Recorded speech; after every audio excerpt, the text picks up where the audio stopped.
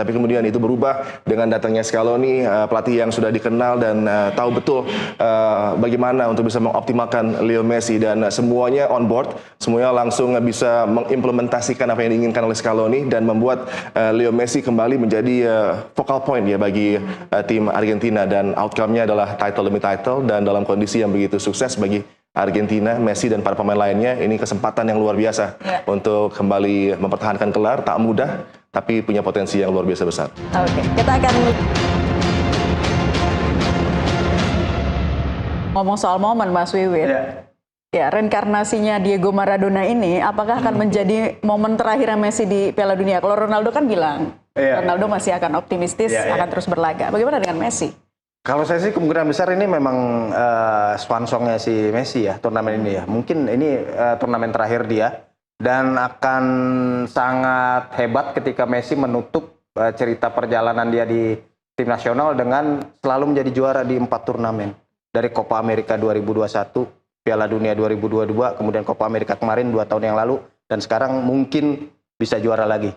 Rasanya apa ya? Saya udah mulai nih prediksinya nih siapa yang juara. Bisa seperti itu, menang 4 kali berturut-turut di turnamen besar gitu ya. Bahkan Spanyol yang di masa jaya-jayanya 2008, 2010, 2012, mereka putus di 2014 di Piala Dunia, mereka gagal lolos ke fase grup. Nah, kalau Messi bisa melakukan itu, bisa 4 kali juara berturut-turut di turnamen, ini akan menjadi kisah yang menutup karir dia di tim nasional dengan sangat gemilang ya. Dan mendingan dia udah habis kalau misalnya juara udah pensiunnya selesai aja dia. Daripada nanti 4 tahun lagi memasakkan diri main, mungkin masih bisa main dia, tapi hanya akan menjadi pemain cadangan, atau itu akan kalau menurut saya malah akan menodai perjalanan karirnya ya. Oke, Mas Adiani ditambahkan. Iya, setuju ya. Kalau Leo Messi bisa mempersembahkan title lagi, ini lengkap dan menjadi satu momen yang terbaik bagi dirinya untuk step down dari tim Argentina dalam kondisi di puncak ya. Ini hal yang tentunya akan sangat memorable, sangat dikenang oleh para pecinta sepak bola Argentina, dan mungkin akan hampir selevel lagi nih dengan Diego Armando Maradona. Tapi tentunya Messi punya kesempatan yang luar biasa. Ini kita melihat bagaimana kalau kita melihat ulang ke 2018, dia hampir pensiun dan meninggalkan Argentina untuk selamanya. Dengan kondisi tim yang jauh dari ideal, dengan mereka terus struggle di ajang-ajang seperti di Copa America dan juga di World Cup, tapi kemudian dari Tapia dan ke bawah ada satu harmonisasi. Bahkan fans sudah disinterested juga dengan tim Tango karena terus tampil mengecewakan ya, terutama di ajang Piala Dunia. Tapi kemudian itu berubah dengan datangnya Scaloni, pelatih yang sudah dikenal dan tahu betul bagaimana untuk bisa mengoptimalkan Leo Messi, dan semuanya on board, semuanya langsung bisa mengimplementasikan apa yang diinginkan oleh Scaloni dan membuat Leo Messi kembali menjadi focal point ya bagi tim Argentina, dan outcome-nya adalah title demi title, dan dalam kondisi yang begitu sukses bagi Argentina, Messi dan para pemain lainnya. Ini kesempatan yang luar biasa untuk kembali mempertahankan gelar. Tak mudah, tapi punya potensi yang luar biasa besar. Oke, kita akan lihat head to head dari jumlah gol di Piala Dunia 2026. Nah, kita lihat ya. Oke, Spanyol ada cetak 13 gol, kebobolan hanya 1 gol, sementara Argentina cetak 19 gol, tapi kebobolannya 7 gol. Gimana nih lihat dari jumlah gol dan pertahanannya, Mas Wiwit deh silakan. Kalau saya bilang ini pertemuan antara tim yang nggak bisa, pertahanannya nggak bisa dibobol, melawan tim yang nggak tahu caranya kalah gitu. Oke. Spanyol satu gol loh sampai semifinal. Ini catatan yang nggak mudah di turnamen seperti Piala Dunia ya. Banyak tim-tim kuat yang harusnya bisa memberikan ancaman, tapi semuanya mentah di hadapan Spanyol. Paling hanya Belgia yang kemarin bisa mencetak 1 gol. Dan makanya kalau kita lihat jumlah golnya, Spanyol agak jauh dengan Argentina, beda 6 gol. 6 gol di turnamen seperti Piala Dunia itu cukup banyak gitu ya. Tapi dengan 13 gol ini cukup membawa Spanyol untuk lolos ke final. Sedangkan Argentina ini tim nggak tahu gimana caranya ngalahin dia nih, Argentina ya. Dia boleh kebobolan banyak, tapi mereka selalu mencetak lebih banyak gol daripada lawan. Itu yang membuat sekarang Argentina adalah tim tersubur di turnamen dengan 19 gol. XG-nya juga cukup banyak ya, cukup tinggi. Ya, artinya di setiap pertandingan kita bisa menantikan Argentina mencetak minimal ya mungkin 1 gol atau 2 gol ya. Mas Adiani, dari kacamata Anda melihat dari jumlah gol dan pertahanan. Kalau dilihat dari jumlah kebobolan gol, maka kita akan terus teringat dengan perkataan bahwa defense wins you titles. Dan ini yang coba diraih lagi oleh De La Fuente dan juga Spanyol. Dengan mereka begitu solid, compact di pertahanan, tapi juga dinamis untuk memulai serangan dari pertahanan.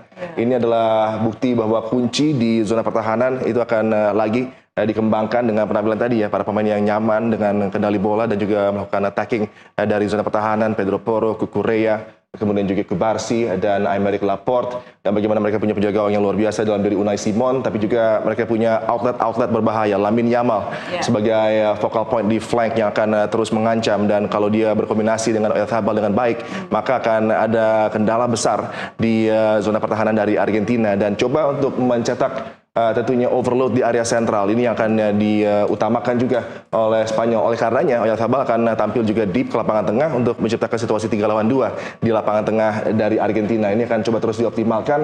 Tapi kembali, kalau kita melihat ke lawannya Argentina dengan 19 gol, dengan 8 goal scorers berbeda, ini adalah tim yang nyaman di setiap kondisi, tertekan walaupun tertinggal, tak pernah menyerah juga, fighting spirit luar biasa. Scaloni tahu betul siapa-siapa yang bisa dimainkan off the bench yang akan memberikan impact yang signifikan, pun juga De La Fuente. Tapi tentunya dari kebobolan 7 gol ini banyak hal-hal yang tentunya akan diperhatikan oleh Scaloni untuk diperbaiki, karena celah itu begitu nyata, celah itu ada di zona pertahanan, dan ini bisa dieksploitasi oleh tim sekelas Spanyol. Nah, lo bisa dieksploitasi ya tuh. Mas Wiwit, bagaimana Anda menanggapi pernyataan bahwa final seringkali dimenangkan bukan oleh tim yang paling hebat, tetapi yang paling sedikit membuat kesalahan? Iya, saya setuju sih ya, karena final itu partai yang sangat krusial gitu ya, sebaiknya nggak boleh ada kesalahan. Karena tadi ada yang sempat bilang, kalau misalnya Argentina kebobolan dulu seperti semifinal lawan Inggris, mungkin sekarang comeback-nya akan lebih berat gitu, karena Spanyol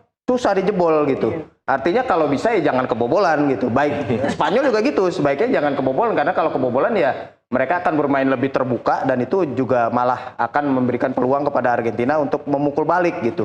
Artinya benar, saya setuju kalau final ini pertandingan yang sangat krusial, sangat beresiko buat masing-masing tim ya. Mereka tahu apa yang akan dipertaruhkan dalam pertandingan nanti. Artinya nggak boleh ada kesalahan. Kalau bisa zero mistake lah di pertandingan ini, baik dari Spanyol maupun dari Argentina. Oke, kalau bisa zero mistake. Nah, seperti apa nih PR masing-masing? Fine margin, small details akan menentukan sebuah partai final. Saya sangat setuju. Dan bagi Spanyol, mereka tim yang begitu teliti dan sangat rinci ya mempersiapkan sebuah pertandingan. Itu terbukti dengan De La Fuente dan para asisten yang terus mencari cara terbaik untuk bisa mengantisipasi apa yang ditawarkan oleh Argentina, pun juga dengan Scaloni. Tapi kalau kita lihat dari line up yang ada, dari formasi yang ada, dari potensi ancaman yang sudah diperagakan oleh kedua tim di ajang kali ini, kita akan disajikan partai final yang menurut saya akan ketat, akan menarik, menegangkan dengan kualitas luar biasa di setiap lini gitu kan. Dan kita akan nantikanlah aksi dari Lamine Yamal, Leo Messi, tapi juga jangan lupa supporting cast-nya ini yang akan memegang peran yang vital ya. Siapa yang akan bisa membantu bintang utamanya untuk bisa lebih bersinar, ini akan menjadi hal yang sangat kunci. Kita ngomongin jika ya, what if ya. Ketika di menit 80, dua-duanya sama-sama imbang. Siapa yang lebih diuntungkan nih Mas Wiwit? Kalau melihat perjalanan mereka di turnamen, sama-sama kuat sebetulnya. Spanyol udah berkali-kali mencetak gol di menit-menit terakhir. Apalagi juga Argentina beberapa kali melakukan comeback di menit-menit terakhir. Artinya ini berimbang nih. Saya mungkin nggak punya jawabannya. Apalagi kedalaman skuad juga relatif sama, berimbang gitu ya. Spanyol masih punya Nico Williams yang bisa dimainkan kalau misalnya dalam situasi terjepit. Apalagi Argentina masih punya Lautaro Martinez misalnya yang bisa jadi solusi seperti yang terlihat di semifinal lawan Inggris. Artinya mereka punya kebiasaan yang akan mendukung mereka bertarung sampai 90 menit kalau menurut saya. Mereka masih punya peluang untuk mencetak gol sampai menit ke 90. Mereka juga punya kedalaman skuad, punya pemain cadangan yang bisa mendukung itu ya. Artinya saya nggak akan heran kalau ini nanti akan bisa perpanjangan waktu. Mungkin ya. Perpanjangan waktu lagi ya. Gimana kalau perpanjangan waktu, coba deh Mas Adiani. Tunggu. Ini correct if I wrong. Kalau nggak salah Messi itu pernah sempat gagal penalti ya? Iya, dan bukan sekali saja di ajang kali ini gitu kan. Jadi Leo Messi mungkin kalau ada penalti lagi tetap dia yang akan mengambil ya. Karena ini adalah pemain yang tentunya tidak peduli dengan adanya miss penalty, tidak peduli dengan pressure, dia akan terus siap untuk Argentina menjadi penalty taker. Tapi juga kita akan melihat bagaimana tadi dikatakan kalau di penghujung masih berimbang, dua-duanya sama, off the bench punya kualitas. Kalau Lautaro Martinez yang tampil sebagai pemain yang diandalkan dari bangku cadangan akan bisa merubah situasi.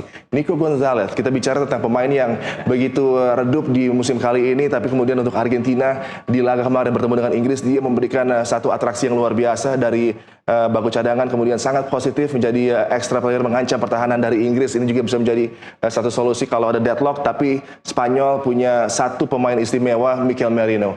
Ini adalah big game player dalam situasi kunci, dalam situasi terhimpit, kerap kali mengeluarkan Spanyol dari kondisi sulit. Jadi memang kedua tim punya kartu as masing-masing ya di momen-momen kunci seperti ini, momen genting yang bisa sangat menentukan. Tapi setuju dengan Wiwit, sepertinya akan ada tambahan waktu di sini karena kita sangat sulit untuk bisa membedakan kualitas yang begitu luar biasa. Kemudian juga bagaimana tentunya penampilan dari kedua tim akan saling membatalkan bintang-bintang yang akan bersinar juga luar biasa di laga ini. Jadi memang ini pertandingan ketat dengan adu strategi layaknya permainan catur yang akan ditampilkan De La Fuente dan Lionel Scaloni, dan potensinya bahkan nggak cuma extra time tapi adu penalti. Waduh, iya. Kita boleh berbicara strategi tapi tetap tangan Tuhan yang menentukan ya. 90 menit menuju keabadian seperti apa? Gestur akan kembali untuk Anda sesaat lagi.